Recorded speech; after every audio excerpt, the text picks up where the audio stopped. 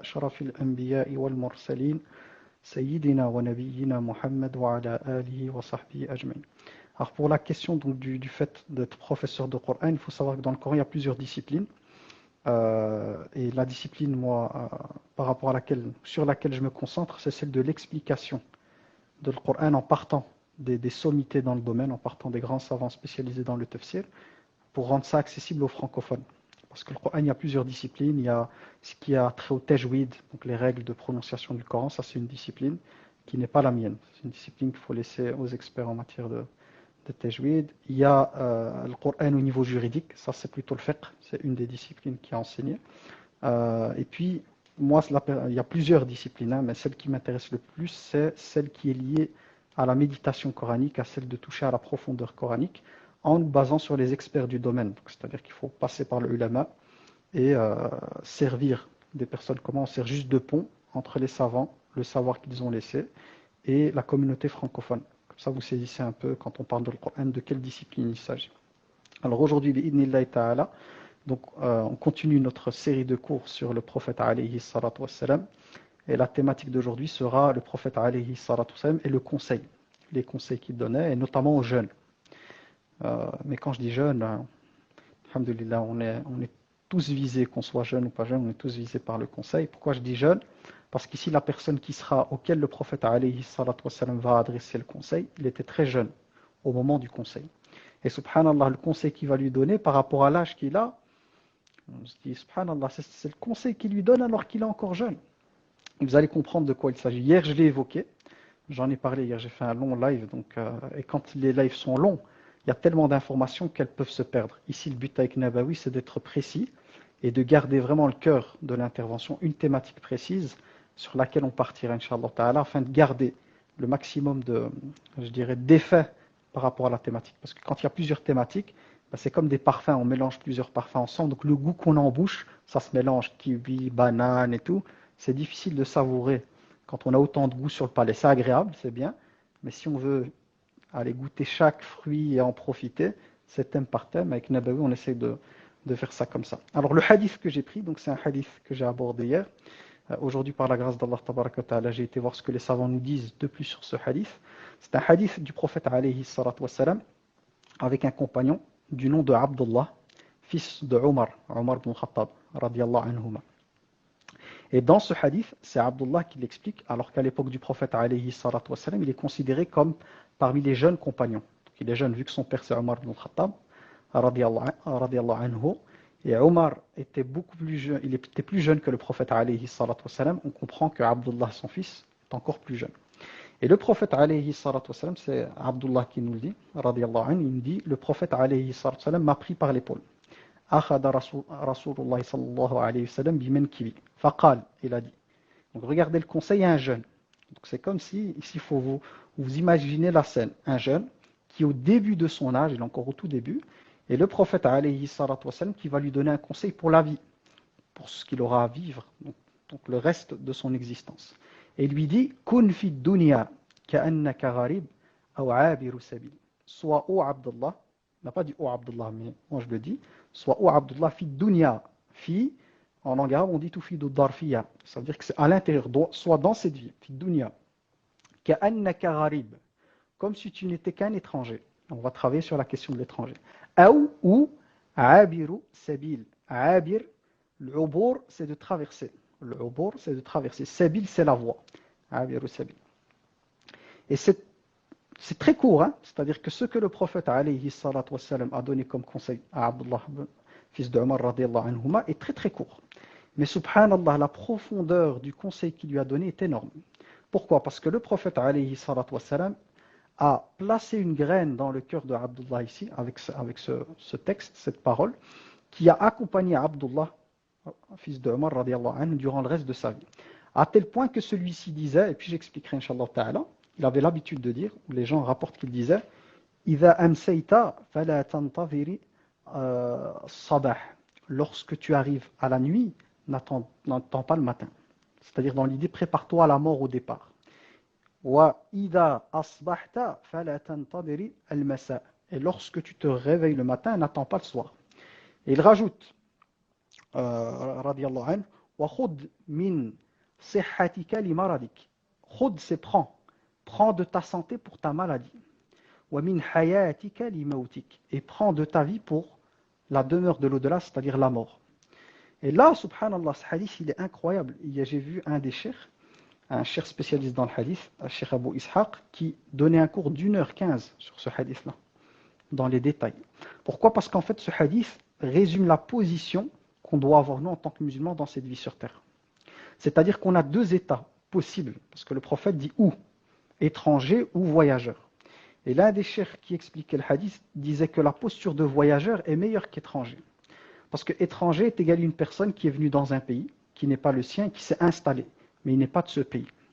Et en général, les étrangers, si on prend nos parents, nos grands-parents, en tout cas ceux qui sont venus en Europe, certaines personnes de notre communauté qui sont venues en Europe, parmi, voilà, certains ce seront peut-être les grands-parents, d'autres ce sont les parents, moi ce sont mes parents, ils sont venus avec un objectif précis. Certains sont arrivés en France ou en Belgique dans l'idée des études, pour retourner après dans leur pays et profiter de ce qu'ils avaient appris en fait en Europe. D'autres sont venus pour le travail, dans l'idée de retourner au pays, de construire une maison et de faciliter leur vie au niveau économique.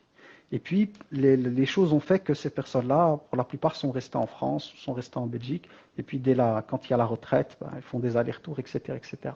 Mais l'état de ces personnes-là, l'état de l'étranger, c'est une personne qui se retrouve dans un endroit dans lequel on se sent pas chez nous, en fait. Et par rapport auquel on espère qu'une chose, c'est de revenir, en fait, dans sa demeure, de revenir dans son pays.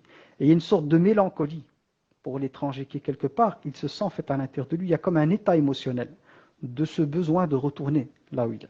Et les savants musulmans, ce qu'ils nous expliquent, en tout cas les savants que j'ai consultés, ce qu'ils expliquent, c'est que l'état dans lequel doit être le musulman, la musulmane, est d'une personne en fait qui se considère sur terre comme n'étant pas dans sa demeure, qui se considère sur terre comme étant quelqu'un qui a pris dans un pays étranger une résidence pour un moment déterminé et qui prépare en fait son retour au bercail.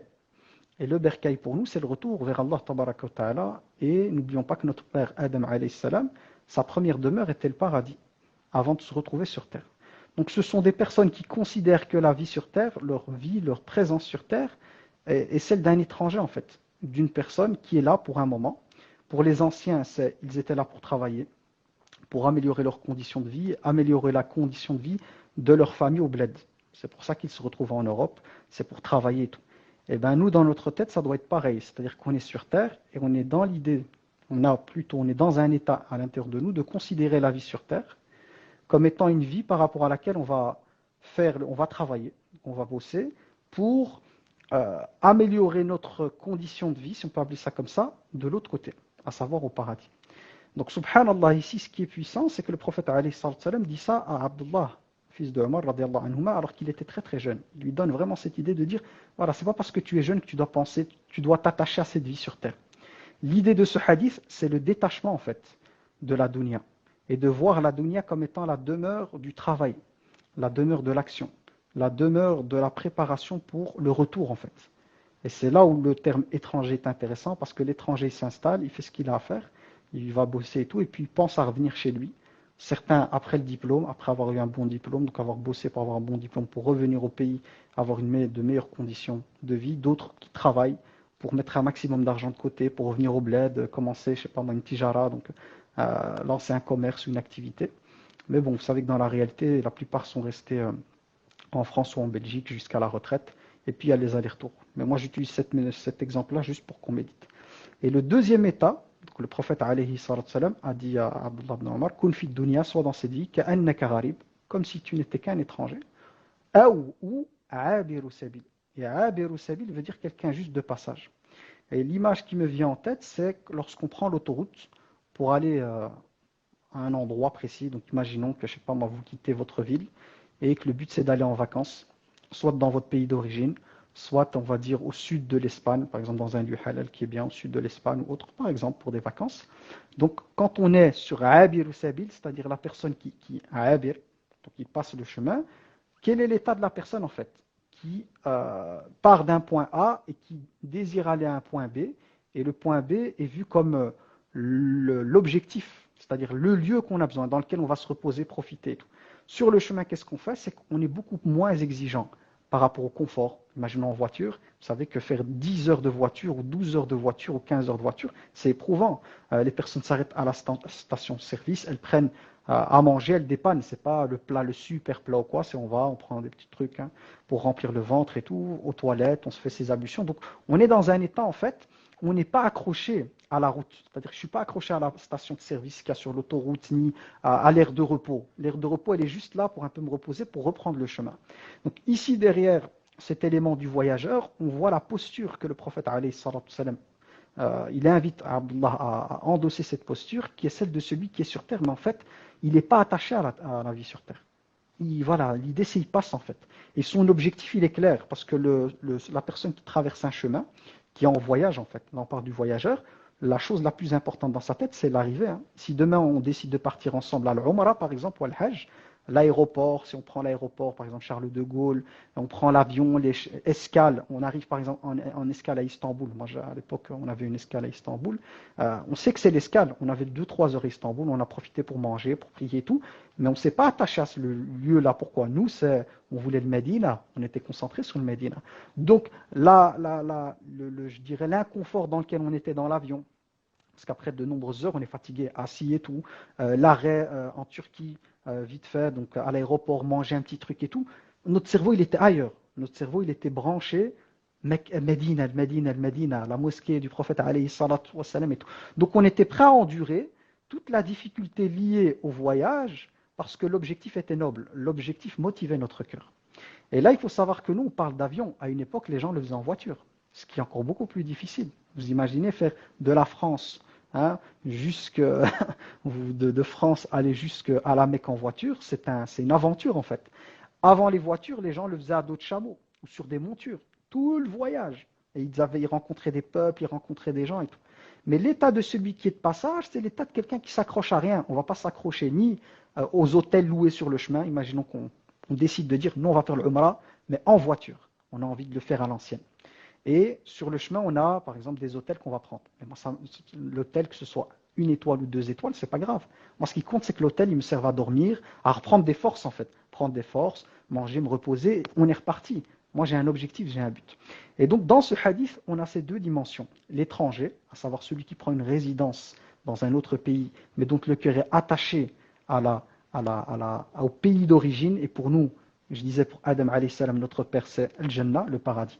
Et ce besoin de retour, de travailler, de faire des efforts pour le retour au pays, et nous c'est pour le retour au paradis, ou l'état de celui qui est en voyage, qui n'est pas du tout, qui ne s'accroche pas du tout à tout ce qu'il y a autour de lui. Il n'y a qu'une chose qui l'intéresse, c'est l'objectif, c'est l'arrivée. Après tout le reste, voilà, qui a à manger en suffisance ou pas, on dépanne en fait. Tout est dépannage, si on peut dire ça comme ça. Je sais qu'il y a des gens beaucoup plus exigeants et qui veulent avoir du confort même sur la route, mais moi je prends le cas de ceux qui sont vraiment, ils disent non, c'est pas grave. Moi ce qui compte, c'est d'arriver à Médine d'abord, puis à la Mecque, et le reste, c'est pas trop grave. C'est pour Allah tabaraka wa ta'ala. Et ça, je trouve hyper puissant en fait, parce que cette posture, c'est-à-dire la personne qui arrive à intégrer cette posture à l'intérieur d'elle-même, elle a un tel détachement de dunya que l'effet de l'émotion suscitée par le fait de se sentir des fois privé par la vie, de se sentir éprouvé par la vie, en fait, c'est moins important. Parce que je suis de passage. Si à l'hôtel, par exemple, un hôtel où je vais passer une nuit, au niveau du confort, c'est pas top, l'eau chaude, il y en avait très peu, ou des trucs comme ça, à la rigueur, je me dis, je vais passer une nuit et je pars. Donc, c'est pas trop grave. C'est pas ma maison, c'est pas mon appartement. Donc, à la rigueur, je vais faire avec, parce que c'est une nuit, je dors même si le matelas, il est pas trop top et tout. Voilà, on va dépanner, c'est une nuit. Notre vie sur Terre, et ça, c'est dans le Coran, on retrouve ça. Il ne faut pas penser que parce que déjà, ici, pas mal de personnes qui suivent le live ont plus de la vingtaine, peut-être qu'il y a des plus jeunes, mais plus de la vingtaine ou quoi, qu'il faut considérer que l'âge que vous avez vécu, c'est beaucoup. C'est rien du tout, c'est comme un rêve. Moi, je suis dans l'âge des trentenaires, c'est comme un rêve. Tout ce qui est passé, c'est un souvenir. Et le jour du jugement dernier, on dira, c'est Allah tabaraka wa ta'ala qui demandera aux gens, combien de temps êtes-vous restés sur terre? Combien de temps? Ils vont dire Yaoum ou ba'da yaoum, un jour ou la partie d'un jour. Donc c'est dans l'idée de comprendre que cette vie, elle passe à une vitesse phénoménale. On le voit d'ailleurs, on est à la moitié du Ramadan, c'est passé à une vitesse incroyable et comme je le disais hier, le Ramadan il va très vite sortir. C'est la raison pour laquelle la personne intelligente, et là normalement je dois faire comme ça, l'intelligence du cœur, parce qu'on peut avoir les neurones bien avec des connexions synaptiques très importantes, mais pas avoir l'intelligence du cœur. Donc je vais faire comme ça, la personne intelligente du cœur, c'est une personne qui comprend que le plus important ici sur Terre, c'est les bagages. C'est de préparer ses bagages, c'est d'être prêt pour ce voyage. On n'est que 2 passages. Et tout le reste, les difficultés qu'on a au niveau professionnel, toutes les personnes, par exemple, qui me contactent célibataires, qui galèrent à cause du célibat, les personnes qui vivent des situations de couple très compliquées, d'autres qui estiment qu'ils n'ont jamais vécu heureuses parce que des choix ont été faits, finalement ils ont souffert et tout, c'est que 2 passages. Tout ça, une fois de l'autre côté, par la grâce d'Allah Tabaraka wa Ta'ala, si on a gagné le paradis, tout ça c'est oublié. À tel point qu'on a un hadith du prophète alayhi salatu wasalam très très fort pour soigner les cœurs. Dans ce hadith, le prophète alayhi salatu wasalam nous parle de 2 personnes, on peut parler de groupes ou de personnes, qui vont être prises pour montrer l'effet du paradis sur le cœur d'une personne éprouvée et l'effet de l'enfer sur une personne qui vivait dans l'opulence, la richesse et les belles choses. On prendra la personne la plus, on va dire, heureuse sur terre, qui avait vraiment eu plein de choses sur terre, mais qui n'a pas cru en Allah Tabaraka wa Ta'ala. Et on posera la question à cette personne-là de savoir est-ce qu'elle a déjà connu la tristesse ou la peine ou la difficulté sur terre. Elle dira non, jamais. C'est une personne qui a eu la belle vie. On va appeler ça comme ça, la belle vie. Cette personne sera juste donc, trempée, on va dire, juste mise comme ça dans l'enfer. On la ressortira donc très rapidement, tac, tac. Voilà qu'en sortant, on lui reposera une question. Donc une question lui sera posée de savoir est-ce qu'elle a déjà connu le bonheur sur terre. Et la personne répondra je n'ai jamais connu le bonheur sur terre. C'est comme si le simple fait d'avoir été juste comme ça, hop, trempé et ressorti de l'enfer, a effacé au niveau de son disque dur tout ce qui est lié à une émotion de joie et de plaisir. L'émotion complète, elle a été effacée. Et cette personne, c'est comme si son cœur s'était transformé au cœur le plus triste au monde, le cœur qui n'a connu dans sa vie que la pire chose au monde. Et Allah Tabaraka wa Ta'ala ordonnera de prendre, soit c'est lui-même ou via les anges, de prendre donc une personne, la personne ou l'une des personnes les plus éprouvées, on va dire l'une des personnes les plus éprouvées, qui a une vie vraiment que de galères, de difficultés et tout. Et la question qui lui sera posée, c'est de savoir, as-tu déjà connu le bonheur sur terre, la joie? La personne va dire, jamais. Je n'ai connu que galère sur galère, difficulté sur difficulté. Cette personne sera juste comme ça, hein, hop, au paradis, on la ressort, donc comme si on plongerait quelqu'un dans l'eau, hein, comme ça, hop, dans l'eau, on le ressort. Et on lui posera la question suivante. As-tu déjà connu la souffrance, la galère, la difficulté sur terre? Et cette personne sera tellement joyeuse, juste de ça, tac, tac, au paradis, elle dira, je n'ai jamais connu la galère de ma vie. Moi, j'ai connu joie et bonheur et tout, subhanallah. Juste avant, elle disait que c'était la personne qui a le plus galéré. Et voilà que du simple fait, pas d'avoir vécu au paradis, juste ça, hop, on la ressort, elle a oublié le disque dur émotionnel. Des émotions négatives, ça a été complètement effacé. Comme si cela n'avait jamais existé. Ça, c'est l'effet du paradis qu'Allah Tabaraka wa Ta'ala nous promet. Donc, lorsque le prophète alayhi salatu wa salam dit à Abdullah, fils de Omar, radiyallahu anhu, kun fi dunya, soit dans cette vie, ka'annaka gharib, comme si tu n'étais qu'un étranger, ou abiru sabil, ou que comme quelqu'un que de passage. C'est dans l'idée de le connecter à l'akhirah, de dire, ya Abdullah, ce monde, avec mes mots à moi, hein, les mots du prophète sont différents, ce monde, c'est que ce monde, il vaut rien en fait. Ce monde, comme l'explique le prophète, il compare la vie d'ici-bas avec l'au-delà, il dit ça à l'image d'une personne qui tremperait, imaginons avec mon doigt, je vais tremper mon doigt dans la mer. Après, je ressors mon doigt, et le prophète nous dit, regardez ce que vous avez ressorti. Rien, parce que dès que je fais ça, la goutte, elle va couler. Ah ben, il dit, c'est ça la dunya comparée à l'akhirah, cette étendue d'eau. Donc la dunya, c'est rien. Donc quand on est amené en tant que musulman, musulmane, à être dans des situations qui sont difficiles et tout, de se sentir privé, de dire ouais, mais je ne comprends pas pourquoi Allah Tabaraka wa Ta'ala il m'éprouve autant, pourquoi c'est difficile, j'ai l'impression que les autres vivent le bonheur et moi je ne vis pas le bonheur. Ce hadith qui est un conseil, parce qu'ici on n'est pas dans la thématique des épreuves, mais on est dans la thématique des conseils du prophète alayhi salam et de la guérison apportée par les paroles du prophète alayhi salam, guérison du cœur, c'est toute personne qui dans son cœur aura été atteint par cette parole, comme l'a été Abdullah ibn Omar, fils de Omar radiyallahu anhuma, cette personne va activer dans son cœur, c'est comme une mise à jour qui va activer dans son cœur un recul de là par rapport à la vie d'ici-bas. C'est-à-dire une prise de distance émotionnelle par rapport à la dunya, et cette prise de distance émotionnelle par rapport à la vie et les choses qu'on désire amène à ce que, à la place de la dunya, c'est l'akhira qui s'installe. Et quand on dit l'akhira, l'au-delà, c'est l'amour d'Allah, c'est la religion, c'est de préparer ses bagages en fait. On est en voyage, on se déplace pour l'au-delà. Donc la personne sera concentrée sur la demeure de l'au-delà, elle fera abstraction des difficultés du voyage. Comme je parlais du voyageur qui passe dans des hôtels pas top, on va à la pompe, l'inconfort dans le siège, en avion, la difficulté. Je vois que le Médina, je vois que la Kaaba dans ma tête. C'est pas grave, les amis. On avance. Il y a combien d'heures d'avion? 12 heures, 15 heures, ça passe. C'est un passage. Après, on pourra profiter sur place, faire le tawaf, aller à la mosquée du prophète, alayhi salam, ça c'est à Médine, tawaf c'est à la Mecque, visiter la tombe du prophète, alayhi salam, aller à Al-Baqi, le cimetière, puis après nous déplacer à la Mecque, voir la Kaaba de nos yeux, faire le tawaf, c'est bon. Si je suis amené à pouvoir vivre cette expérience spirituelle, c'est pas grave, 15 heures en avion de difficulté. Ah ben, notre passage sur terre, c'est juste ça. Par rapport à l'au-delà, c'est même pas une goutte d'eau en fait, notre passage sur terre, parce que la plupart d'entre nous, si on prend le hadith du prophète alayhi salatu wassalam, si notre espérance de vie s'allonge, la moyenne de vie qu'on retrouve dans la communauté du prophète, c'est entre 60 et 70 ans, et très peu qui vont dépasser 70 ans. Mais ça passe trop vite. Ceux qui ont 20 ans, si on prend 60 ans, ils ont consommé un tiers de leur existence.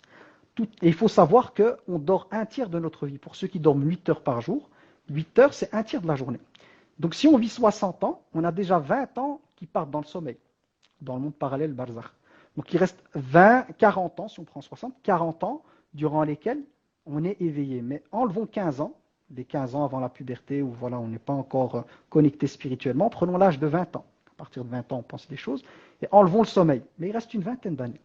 Et dans cette vingtaine d'années qui reste, Allah Tabaraka wa Ta'ala ne nous demande pas de l'adorer 24 heures sur 24, 7 jours sur 7. Par journée, c'est 25 minutes. C'est-à-dire que ce que va nous prendre la prière, je parle des obligations, après, on peut toujours rajouter du surrogatoire, c'est 25 minutes sur 24 heures. Vous imaginez, c'est quoi? La moitié d'une heure sur 24 heures. Donc, un 48e de notre temps par jour pour la prière. C'est ça, 24. Si on prend la moitié, donc une demi-heure, donc la moitié d'une heure, on a un 48e du temps obligatoire, je parle pour la prière, à consacrer à notre Allah Tabaraka wa Ta'ala minimum pour avoir l'accès au paradis. Ça, je parle de la prière. Après, il y a le jeûne de Ramadan, il y a la zakat. Mais le jeûne de Ramadan, on jeûne, on peut faire des choses. Je jeûne, je prépare mes cours, je fais mes trucs. Donc le jeûne ne m'empêche pas d'être en activité. Tandis que la prière, elle me bloque dans le sens où c'est du temps que je consacre qu'à Allah. Je ne peux pas répondre au téléphone, je ne peux pas parler, je ne peux pas manger. Je suis connecté, prière. Zakat, c'est quelque chose que je vais donner à un moment donné. Donc la prière réellement qui va demander un investissement en temps, c'est la prière. Mais c'est un 48e de notre journée, quand on rassemble toutes les prières, un 48e, c'est quoi? C'est rien du tout. Vu que le sommeil, c'est un tiers. Le sommeil, c'est 8 heures. C'est combien de prières? Ça ferait 16 jours de prière. 16 jours de prière est égal une nuit de sommeil de 8 heures. Donc, vous voyez que pour avoir ce cadeau immense d'avoir le Jannah, le travail demandé, c'est rien du tout. Les gens, ils doivent travailler carrière de 40 ans en France, je ne sais pas c'est combien. En Belgique, on est plus ou moins à 40, 42 ans pour avoir droit à la pension. 8 heures par jour, 5 jours sur 7, pendant 8 heures, certains avec les anciens ils travaillaient à l'usine, d'autres dans les mines de charbon et tout, vraiment la difficulté pour espérer après 60 ans, maintenant ils augmentent 65, etc., avoir une pension, un revenu sans travail. Et ils sont là à galérer. Pour dunya en fait, très vieux, ils vont avoir une rentrée d'argent alors que leur corps est fatigué, les maladies, donc ils ne vont même pas pouvoir profiter de cette pension, parce qu'ils n'ont plus 20 ans. Et les gens s'accrochent à la pension. Oui, la pension, il faut que je bosse vite ma pension, surtout les dernières années de carrière. Allah Tabaraka wa Ta'ala, pour nous sur terre, il, subhanahu, nous promet le paradis pour, comme je vous ai dit, un 46e de jour, une demi-heure par jour. Pour quelque chose qui est profitable pour nous, parce que quand on prie, il faut savoir que la prière, elle ne peut pas acheter le paradis. La prière, c'est une manière par laquelle on se montre reconnaissant vis-à-vis d'Allah Tabaraka wa Ta'ala. Parce que comme le dit le prophète, alayhi salatu salam, personne ne rentrera au paradis par ses actes. Et les compagnons de dire au prophète, radiallahu anhu, ya Rasulallah, même toi, il dit même moi, si ce n'est par la miséricorde d'Allah Tabaraka wa Ta'ala. Donc les savants nous expliquent que l'accès au paradis, il passe par la miséricorde d'Allah, mais on ne peut bénéficier de cette miséricorde que par l'adoration, que par les actes d'adoration. C'est en adorant Allah Tabaraka wa Ta'ala qu'on va gagner la miséricorde d'Allah Tabaraka wa Ta'ala qui nous permettra d'aller au paradis. Mais ce n'est pas notre pratique en fait en matière de paye, c'est-à-dire en matière de revenus, elle ne peut pas payer le paradis. Parce que cette pratique qu'on est amené à faire, elle n'est même pas suffisante pour remercier Allah Tabaraka wa Ta'ala pour un battement de cœur. Le cœur qui fait juste boum boum. Il faut aller quand vous avez des problèmes cardiaques. Moi, mon père, le pauvre, donc il a eu des problèmes cardiaques, ils ont dû l'ouvrir, lui changer des artères et tout. Il en a souffert, il a galéré. Allah nous donne ça gratuitement. Et l'opération, elle a coûté très cher. Heureusement, il y a des mutuelles et tout qui remboursent ça. Rien que le cœur qui bat ici, le don qu'on vous a fait du cœur, il y a même des dons d'organes, on parle de dons d'organes, des cœurs qui valent de l'argent, des gens très très très riches. des gens vraiment. On m'entend bien, Ayour, hein, parce que je vois le volume est bas.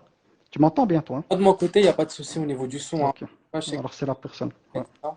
Si d'autres personnes dans le live ont un problème avec le son, n'hésitez pas à vous manifester, mais de mon côté, c'est nickel. Mhm. Voilà. Donc je disais, il y a des personnes très très riches qui sont prêtes à acheter un cœur ou quoi pour remplacer le leur qui est défectueux. Et il y a des gens qui ont du mal à respirer pendant le coronavirus. On mettait aux gens des machines pour pouvoir respirer. Allah tabaraka wa ta'ala, par sa grâce, nous a donné la possibilité de respirer comme ça, gratuitement. Donc on ne pourrait remercier Allah tabaraka wa ta'ala par toutes ces pratiques pour le plus petit bienfait qu'il nous a donné, même le plus petit. Donc comment la personne, elle peut se dire, par mes actes d'adoration, par ma prière, par mon jeûne, par le hajj, par les sadaqas, je mérite le paradis. Non, tu ne mérites pas par ces actes-là le paradis. Le paradis, en fait, tes œuvres montrent que tu es reconnaissant. Reconnaissante, pardon. Et c'est cette reconnaissance qui amène à ce qu'Allah, tabaraka wa ta'ala, par sa grâce, par sa rahma, sa miséricorde, nous donnera le paradis. Mais il n'y a personne qui mérite le paradis, et c'est le prophète alayhi salatu wasalam qui le dit. Et là, il y a quelque chose d'hyper émouvant lié au prophète alayhi salatu wasalam, quant à cette compréhension profonde en fait de cette rahma d'Allah. C'est que le prophète alayhi salatu wasalam, il faisait des prières de la nuit très longues, hein, des 6 heures pendant la nuit, des 7 heures, comme Cheikh Adil l'expliquait dans un cours par rapport à la prière. Le cours s'appelait, c'était une conférence, elle est visible sur YouTube. C'est la prière un cadeau d'Allah tabaraka wa ta'ala. Il parlait de la prière nocturne du prophète alayhi salatu wasalam. Les compagnons, je pense que c'est Aïcha radiallahu anha, mais peut-être qu'il y avait d'autres compagnons, ont été entre guillemets choqués de voir l'état des pieds du prophète alayhi salatu wassalam, à cause du qiyam, tellement il restait debout dans la prière à tel point que ses pieds se sont fendus. Vous voyez, quand les pieds restent sur place avec le poids et tout, se sont fendus. Il dit, Ya Rasulallah, mais pourquoi? C'est l'idée de lui dire, Ya Rasulallah, mais Allah tabaraka wa ta'ala, il t'a promis le paradis. Voilà, il fait beaucoup. Le prophète alayhi salatu wassalam, il faisait énormément de bien. Donc voilà, c'est beaucoup en fait. De prier au point que ses pieds en fait se fendent, c'est énorme. Et le prophète alayhi sallam de dire Alam akuna abdan shakura, ça veut dire est-ce que je ne me dois pas d'être un serviteur reconnaissant? Donc le prophète alayhi sallam a compris, et nous on doit comprendre à travers le prophète alayhi sallam, que quand on adore Allah tabaraka wa ta'ala, ce n'est pas dans l'idée de comme au travail, je mérite un salaire. On adore Allah tabaraka wa ta'ala pour se montrer reconnaissant sur ses bienfaits et sa grâce sur nous. Mais il n'y a aucune personne qui peut prétendre que par ses actes d'adoration, ces actes lui permettront d'aller au paradis. Personne qui peut prétendre ça. Parce que prétendre ça, c'est prétendre une chose qui n'est pas liée à la réalité au niveau des dons d'Allah tabaraka wa ta'ala. Mais ça rajoute quelque chose d'hyper puissant, c'est de montrer au combien la rahma d'Allah elle est immense. Vous imaginez, quand tu adores Allah tabaraka wa ta'ala, tu le fais en visant Allah, mais c'est pour toi, c'est dans ton intérêt. Allah subhanahu wa ta'ala, il n'a pas besoin de nos prières. Nos prières, elles ne rajoutent rien. Un patron, s'il a une boîte et qu'il a des ouvriers, il a besoin des ouvriers. Si les ouvriers font une manifestation, il va perdre de l'argent, des millions, des milliards et tout. Allah tabaraka wa ta'ala, il a besoin d'aucune de ces créatures. Et il a rendu obligatoire la pratique parce qu'il sait, subhanallah, c'est lui qui a créé l'être humain, qu'il est procrastinateur. C'est-à-dire que si on ne l'oblige pas, c'est pas grave ce soir, c'est pas grave demain, c'est pas grave après-demain. Là, je suis fatigué. Parce que si la prière n'est pas obligatoire, c'est ce qui va se passer pour la plupart d'entre nous. On est occupés à faire des choses à droite, à gauche. On dit, c'est pas grave, la prière, je vais la laisser au soir, les 5 au soir, comme le font les jeunes quand ils sont encore très très jeunes et qu'avec la prière, ils n'ont pas l'habitude, avec l'école et tout, ils laissent en général les 5 prières le soir. Et puis, des fois, ce qui se passe, c'est que il est minuit, 1 heure du matin, ils sont fatigués. Oh, prier 5 prières, 2, 4, 4, 3, 4, ah c'est beaucoup. Demain je reprends la prière. Et le demain, c'est après-demain, après-demain, après-demain. Donc on passe chaque fois comme ça. Donc Allah tabaraka wa ta'ala a rendu la prière obligatoire parce qu'il sait que dans la nature humaine, il y a ce côté procrastinateur de reporter. Mais c'est un bien pour moi. Quand je prie et je respecte les temps de prière, c'est pour mon bien. Allah subhanahu wa ta'ala, il n'a pas besoin de ma prière. C'est moi qui ai besoin d'Allah. Donc c'est moi qui dois accourir vers cette prière. D'ailleurs même l'adhan, on dit hayya ala salah, hayya ala al-falah, hein? Hayya ala salah, venez à la prière, hayya ala al-falah, venez pour la réussite, tu veux réussir, viens, c'est par ici. Hayya ala al-falah. Et cette prière, elle est incroyable, c'est-à-dire que quand on médite réellement sur c'est quoi la prière? Finalement, la prière, c'est d'être en connexion directe avec Allah tabaraka wa ta'ala. C'est un cadeau énorme. Tu t'imagines, tu es en face d'Allah tabaraka wa ta'ala, direct, sans intermédiaire. C'est direct. Allah subhanahu wa ta'ala, il nous entend tout le temps, il nous voit tout le temps. Mais là, c'est une communication. Tu es là devant lui pour lui exposer tes problèmes, tes difficultés, pour l'invoquer, pour lui demander de te faire miséricorde, de te faciliter les choses. C'est un cadeau que le Seigneur des cieux et de la terre, le Seigneur de toutes choses,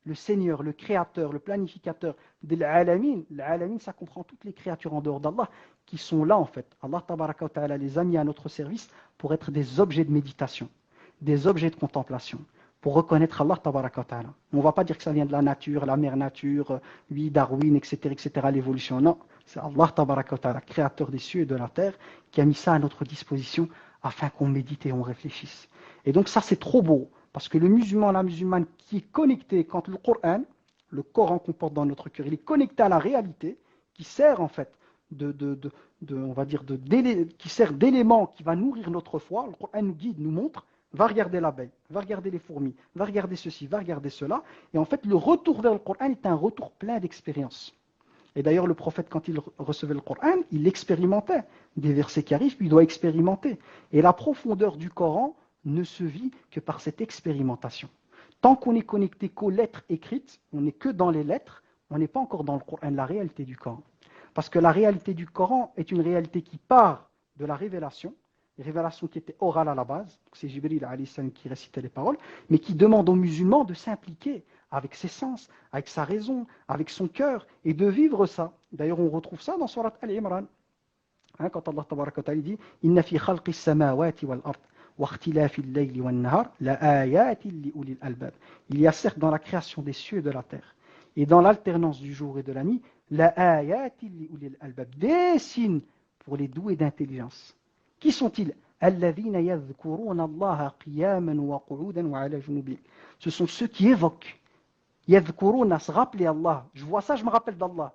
Parce que yadhkuruna, c'est se rappeler. Donc il y a des versets du Coran qui vont venir. Je vais voir une abeille.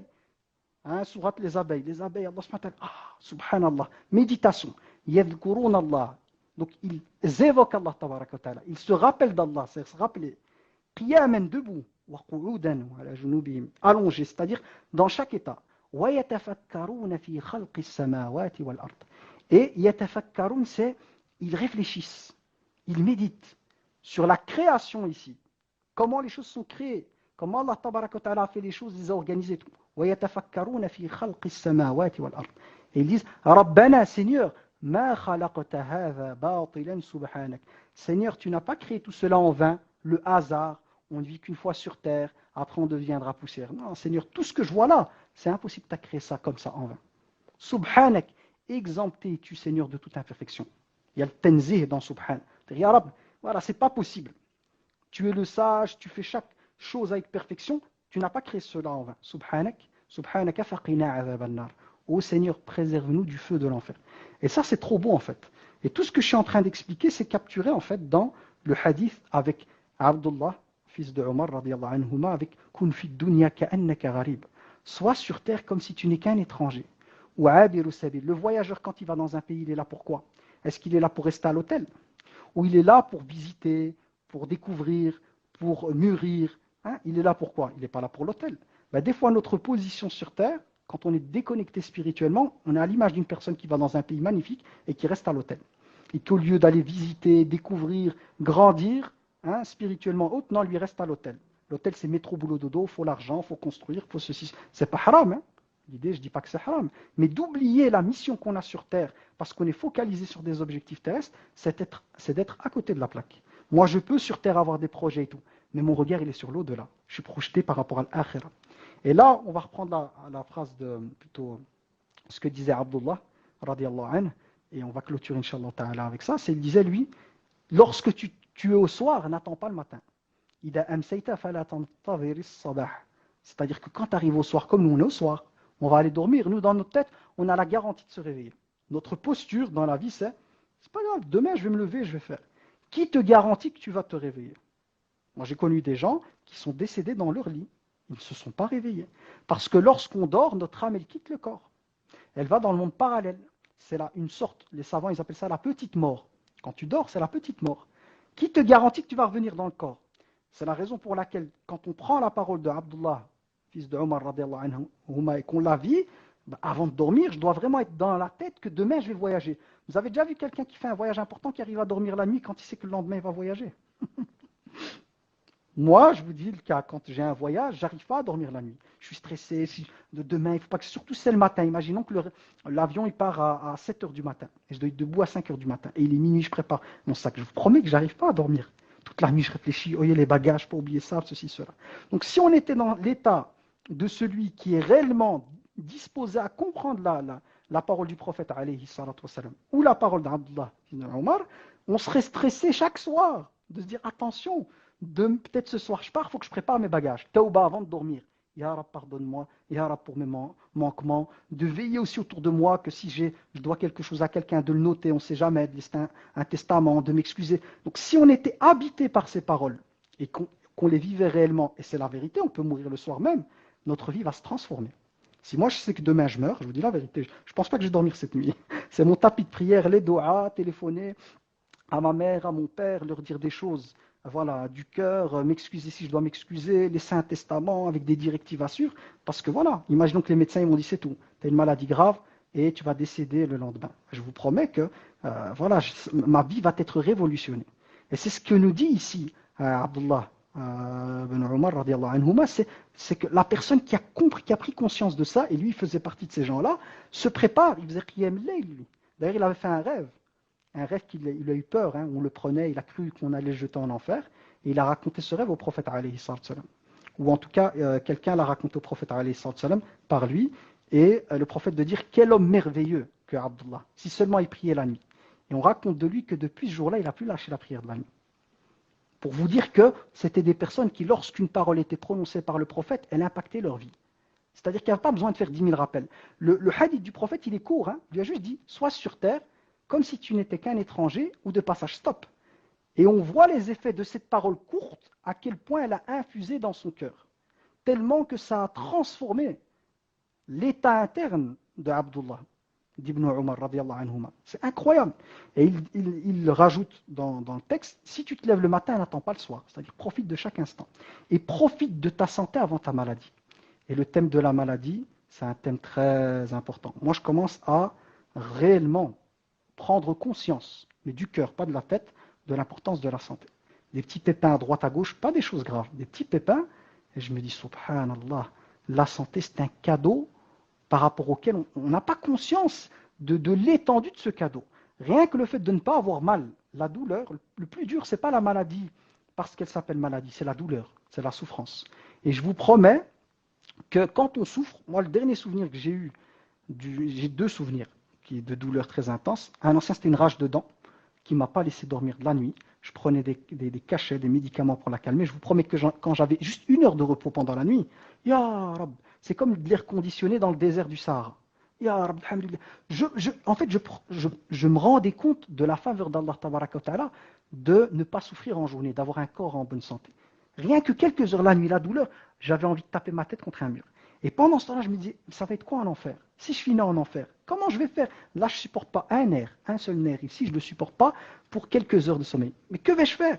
Et j'étais prêt à payer une somme incroyable pour qu'on me débarrasse de la douleur. J'ai été en urgence chez le dentiste, je crois qu'il était minuit et tout, tellement j'avais mal. Et je vous promets que quand la douleur s'est arrêtée, c'était le Jannah, le paradis pour moi. C'est bon, tout le reste qu'il y a sur terre, les choses qu'on pourrait espérer, non, c'est bon, j'ai pas besoin. Ya Rab, juste ne pas avoir mal. Si j'ai pas mal, Ya Rab, c'est le meilleur cadeau que tu m'as fait, c'est de ne pas avoir mal. Pour vous montrer à quel point la douleur qu'il y a à la maladie, c'est quelque chose de très dur. Donc Abdullah, il nous dit quoi, radiallahu anhuma, donc Ibn Omar, il nous dit de profiter de la santé avant la maladie. C'est-à-dire profite de ta jeunesse, de ta force, de ta vigueur pour faire le khair. Prépare tes bagages. Le travail jeune pour ton âge âgé. C'est comme à l'école, par exemple. Celui qui fait rien à l'école, hein, en primaire, en collège, lycée et tout, plus tard, il se met en difficulté par rapport à la vraie vie. C'est vrai ou c'est faux? C'est comme si je disais à un jeune, profite du moment où tu es à l'école pour apprendre les bases de l'écriture, de la lecture et tout. Plus tard, tu en auras besoin adulte. Sinon, tu vas galérer adulte. Et donc, nous, ici, ce qu'on doit comprendre à travers son message, c'est de profiter des occasions qu'Allah nous offre par sa grâce pour faire le khair. Car la santé, elle n'est pas éternelle. Que nous le voulions ou non, on sera tous amenés à tomber malade. Et malheureusement, je ne suis pas un pessimiste, mais avec ce qu'on mange, avec la pollution, avec les ondes Wi-Fi, avec la 4G et tout, la probabilité de se retrouver avec une génération qui porte des maladies importantes et tout, va être de plus en plus grande avec le temps. Pollution, etc., etc. Donc il faut être prêt, en fait, par rapport à ce genre de choses et être reconnaissant. Parce que la reconnaissance fait qu'Allah subhanahu wa ta'ala, il met la baraka par sa grâce. Et en même temps, toute personne qui œuvre lorsqu'elle était en pleine santé se verra inscrite les actions, les mêmes actions qu'elle faisait lorsqu'elle avait la force, lorsqu'elle sera malade. Même si elle ne les fait pas, Allah par sa grâce note quand même. Parce que si elle avait la santé à ce moment-là, Allah tabaraka wa ta'ala aurait fait qu'elle aurait l'ajar. Ce qui l'empêche de pouvoir faire les actes de bien, c'est la maladie. Donc on a des textes authentiques là-dessus qui indiquent que toute personne qui avait l'habitude de faire le bien en bonne santé se verra récompensée de la même récompense, comme si le travail continue, vous êtes en maladie, comme au travail, vous êtes en maladie, c'est l'idée de dire votre salaire reste intact. Même si tu es malade pendant 1 an, 2 ans, ton salaire il rentre, il n'y a pas de souci. Parce que ce n'est pas de ta faute, tu es malade. Et la fin du hadith, c'est de profiter de ta vie. Profite de ta vie avant ta mort. Et ça, c'est quelque chose aussi de puissant, parce que la vie, elle est courte. C'est lorsqu'il dit « Min hayatika li mautik ». Et le hadith, il est dans le sahih de l'imam al-Bukhari. Et profite de ta vie avant ta mort. Et la vie, on est encore vivant. Et vous savez très bien que dans le Coran, Allah tabaraka wa ta'ala nous traduit le témoignage de personnes qui vont dire « Oh Seigneur, ramène-moi sur terre, la'alli » pour espérer faire une bonne œuvre. Ramène-moi sur terre juste pour une hasana, une bonne œuvre. On va dire plutôt une bonne œuvre. Des choses que j'ai délaissées. Et Allah va dire Kalla. Non, c'est juste une parole qui est prononcée. Si on devait les ramener, ils vont recommencer la même chose. Nous, on est vivants. Ça veut dire que moi, je ne suis pas comme la personne qui est dans sa tombe, qui espère pouvoir sortir et faire une heure. Alhamdulillah, la vie, elle est là, elle circule, donc je dois profiter. C'est comme dans... Qui connaît Fort Boyard? Tu connais Ayour Fort Boyard, j'imagine. Tu vois, quand ils arrivent dans le truc, là, ils ont le temps. Felindra, tête de tigre, ils retournent les tigres, et qu'ils doivent rentrer dans la pièce là où il y a de l'or, et ils ont pas beaucoup de temps. Tu vois dans quel état ils sont? Vite, hein, se dépêcher, vite, il faut prendre l'or. Ben, normalement, le musulman, la musulmane, dans la vie de Dunya, doit être à l'image de ceux qui rentrent là, dans cet espace là où il y a les tigres, et qui se précipitent pour vite prendre l'or et qui se débrouillent. Vous voyez, c'est même, c'est pas grave, ils prennent vite l'or, il faut faire des trucs bizarres, ils se dépêchent, parce qu'ils savent que la porte, elle se ferme. Et la porte, c'est le maut. Pour nous, c'est la mort. On a un compteur au-dessus le sablier, le retourner, et la porte, elle descend. Tac, tac, tac. Chaque jour qui passe, la porte, elle descend. Et ouais, mon frère, ma soeur, dépêche-toi. Prends des hasanat. Va vite. Là où il y a l'or, ramasse des hasanat, des bonnes actions. Parce qu'après, quand on sort de là, que la porte, elle est fermée, même dans Fort Boyard, c'est comme ça, il y a le pesoir. Et le jour du jugement dernier, il y aura la balance. Et les gens, ils attendent. Ils déposent l'or là, et ils attendent de voir quel chiffre va sortir. Et nous, on espère qu'à travers ça, c'est le papier, le livre dans la main droite, le livre des actions qu'on aura pour le Jannah. Et ça, c'est ici. Le paradis, on le gagne sur terre. Le paradis, on ne le gagne pas de l'autre côté. Donc, à nous de vrai, notre vie, on va la vivre qu'une fois. Comme ils disent les autres, on vit sur terre qu'une fois. Moi, je vais vivre qu'une fois. Mais vivre qu'une fois, ça ne veut pas dire mode put your hands up, toboggan de haram, faire n'importe quoi, à droite et à gauche. Non, vivre une fois, c'est de profiter de cette vie. Il n'y a pas de deuxième chance. On n'est pas comme dans un jeu vidéo. Mario, il meurt, il peut revenir 10 fois, 20 fois, 30 fois et tu refais ta partie. Non. Ici sur Terre, tu as une vie, tu vis qu'une fois. Profites-en pour faire de cette vie une vie par rapport à laquelle tu vas engranger le maximum de bonnes actions pour retrouver celle-ci dans l'au-delà auprès d'Allah Tabaraka Ta'ala. Parce qu'une fois que Malak al-Maut arrive, c'est fini. La partie, c'est une partie. Vous imaginez un jeu vidéo, tu as une partie. Et il en va de ta vie, de ton avenir. Une partie. Imaginons qu'on est dans un pays où on est dans un royaume où le roi, c'est un geek des jeux vidéo. Et toute personne qui perd le jeu, c'est la guillotine. Et vous avez une partie. Il faut réussir le truc, sinon c'est la guillotine. Et voilà, on s'imagine un truc comme ça. Je vous promets que la partie, vous allez la jouer avec une concentration absolue. Je dis, c'est ça où je vais mourir. Alors nous, sur Terre, c'est Jahannam, c'est pas la guillotine. Ben, dans la guillotine, si elle tombe, tu meurs, mais tu sens même pas le coup. Mais Jahannam, il n'y a pas de mort. C'est la peau qui revient à chaque fois, elle revient à chaque fois, elle brûle, elle revient pour l'éternité. Qu'Allah nous en préserve. Subhanakallahumma wa bihamdik, ashhadu an la ilaha illa ant, astaghfiruka wa atubu ilayk. Subhana rabbika rabbil izzati amma yasifun, wa salamun ala al-mursalin, walhamdulillahi rabbil alamin. Barakallahu fik, Oustad. C'était très intéressant comme à l'accoutumée. Jazakallah khair. En tout cas, un petit rappel pour les personnes qui viennent de rejoindre le live ou bien qui ont rejoint au cours de l'intervention. Donc, n'hésitez pas à télécharger l'application Nabawi. Donc, c'est une application gratuite et sans pub qui vous connecte à votre mosquée pour avoir pas mal d'informations et accessoirement faire des dons à la mosquée, surtout pendant ce mois-ci. Donc, avec Sad Abou Bakr, tous les samedis à minuit, on va aborder un concept autour de la vie du prophète alayhi salatu wassalam, pour essayer de le connaître un petit peu plus, pour essayer de l'aimer un petit peu plus. Et le but, c'est tout simplement de se rapprocher d'Allah et de faire un moment autour de notre prophète bien-aimé. Et j'en profite aussi, vu qu'on a le frère Malik de Milieu Islam, si vous voulez faire un don pendant Ramadan, il y a Milieu Charity. C'est dans l'humanitaire, ils œuvrent dans l'humanitaire. Je vous laisse aller sur la page, Inch'Allah, vous renseigner. Et voilà, vous connaissez le Oustad, n'hésitez pas à aller sur sa page également pour vous renseigner un petit peu. Donc sur tout ce qui est autour de l'exégèse du Coran, Coran al-Karim. Donc Oustad, tfaddal, on va te laisser clôturer rapidement avec quelques doigts. Et Inch'Allah, on va clôturer. Bidnillah. Donc les doigts, comme d'habitude, je commence en arabe puis en français pour que les gens puissent s'imprégner, parce que le but des doigts, c'est de les comprendre et de pouvoir avoir un amin qui vient du cœur. Donc je commence en arabe parce que ce sont des doigts générales qui contiennent le khir dans sa globalité, et puis des doigts spécifiques en français.